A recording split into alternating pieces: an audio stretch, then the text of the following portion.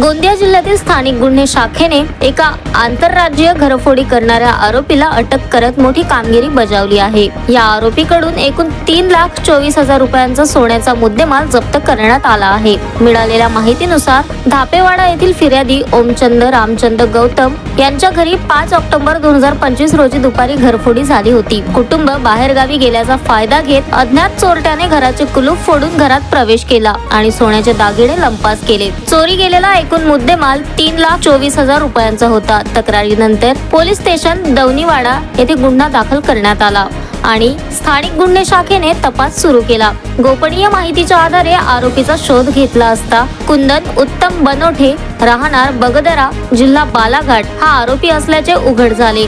Navegaon police यांच्या ताब्यात असलेल्या या आरोपीला प्रोडक्शन वॉरंटद्वारे अटक करण्यात आली। सखोल चौकशीत आरोपीने गुन्ह्याची कबुली दिली आणि त्याच्याकडून सोन्याचे दागिने जप्त करण्यात आले। जप्त मुद्देमालात सोन्याच्या चेन, अंगठ्या, झुमके, नथ, मंगळसूत्र व टॉप्स अशा एकूण 3,24,000 रुपयांचा मौल्यवान साठा आहे।